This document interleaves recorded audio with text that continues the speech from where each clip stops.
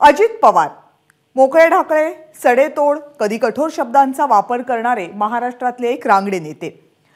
आता राष्ट्रवादी काँग्रेसमधलं आणि पवार कुटुंबातलंही आत्तापर्यंतचं सर्वात मोठं बंड केल्यानंतर अजित पवार काहीसे आक्रमक झाल्याचं सगळ्यांनी पाहिलं। पण याही संघर्षाच्या वातावरणात अजित पवारांची ती शेलकी भाषा पुन्हा एकदा समोर आली आहे। कधी शरद पवारांवर नाव न घेता कोपरखळी, तर कधी थेट वार करत अजित पवार यांनी संजय राऊतांवरही बोचरे वार केले। बघूया। स्थल काल परत्वे परिस्थितीनुसार वेगवेगळ्या गोष्टी कराव्या लागतात। पुढची पिढी, मोठं नेतृत्व, त्यावेळेसच्या परिस्थितीचा विचार करावा लागतो। पण म्हणून हे राजकीय वातावरण सगळं एवढं गढूळ का व्हायला पाहिजे?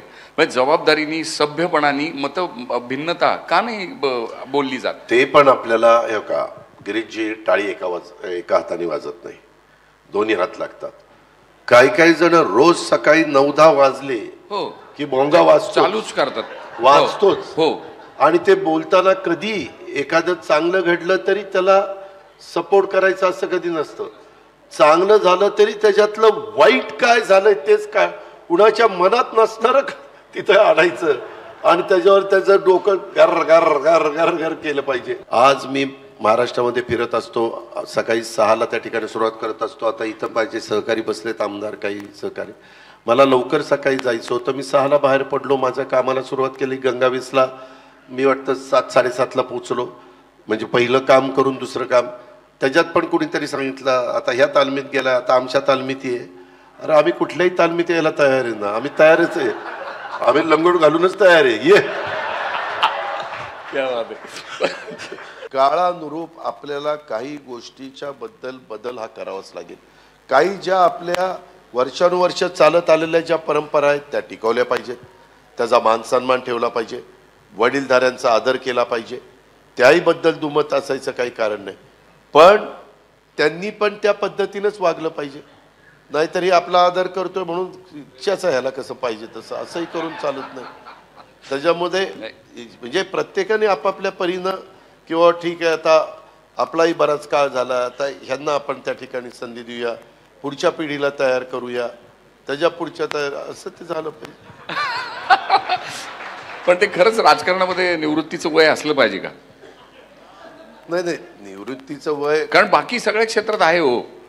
म्हणजे इव्हन आम्हाला सुद्धा गिरीशजी आता आपली इतकी चांगली मुलाखत चाललेली का त्याच्यात मिठाचा खडा टाकायचा मिठाचा नाही तसं नव्हे, जनरल असं म्हटलं। पण मला आठवतंय दादा, म्हणजे तुम्हाला कदाचित ते माहिती नसेल, पण माहिती नसेल नाही तुम्हाला आठवत नसेल, पण माझे एक ज्येष्ठ मित्र आहेत जे कोयनेमध्ये चीफ इंजिनियर होते आणि मोडक आणि दादांनी त्यांच्या म्हणजे त्या दादा आणि ती सगळी अधिकारी टीम यांनी इतकं भन्नाट महाराष्ट्राला म्हणजे कायम आयुष्यभर आपण कृतज्ञ राहावं असं काम केलेलं आहे।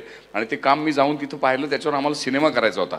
आणि आम्हाला मोडक सर म्हटले की दादा परवानगी देतील तुम्हाला शूट बीट करायला तिथे, पण ते राहून गेलं, ते येत्या दिवसात करू आम्ही। पण विषय असा होता की लेक टॅपिंग केलं होतं आपण, आणि ते लेक टॅपिंग माहिती आहे ना, कोयनेचा मोठा जलसागर आहे आणि त्याच्यात खालून भोग पाडले आणि मग ते पाणी घेऊन आपण जलविद्युत तयार करतो।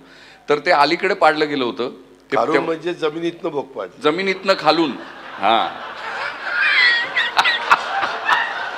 जमिनीतनं पाडलं होतं। तर ते अलीकडे पाडलं गेल्यामुळे उन्हाळ्यामध्ये पाणी मागं जायचं, सरायचं आणि ते उघडं पडायचं होतं आउटलेट, आणि तिथून मग जलविद्युत करता यायची नाही, म्हणून ते पुढे जाऊन आतमध्ये खोलात पाडायचं होतं जमिनीतनं भोग। तर ते काम करायला जे आपली कोयनेचं जे जलविद्युत केंद्र आहे ते फार इम्पॉर्टंट आहे, कारण ते भारताची सगळी, महाराष्ट्राची सगळी ग्रीड बॅलन्स करायला उपयोगाला येतं। तर तिथली वीज निर्मिती बंद ठेवावी लागणार होती आणि दादांनी तो निर्णय दिला होता की करा बिंदास, मी सांगतो। आणि ते त्या सगळ्याच टीमनी म्हणजे फार धाडसाने ते काम केलं। भारतीय तंत्रज्ञांनी, ऑफिसर्सनी, आपल्याला नेहमी असं वाटतं की सरकारी माणसं काम करत नाहीत, पण ते मिरॅक्युलस काम केलं। आणि त्याचा असणारे मोडक म्हणून चीफ इंजिनियर आणि त्या सगळ्या टीमवर विश्वास होता। आपण आपल्या लोकांच्यावर विश्वास ठेवायला शिकलं पाहिजे।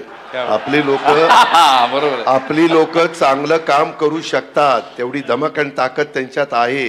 सारखं शंका घ्यायची जमल का नाही, ह्याला जमल का नाही। एबीपी माझा, उघडा डोळे बघा नीट।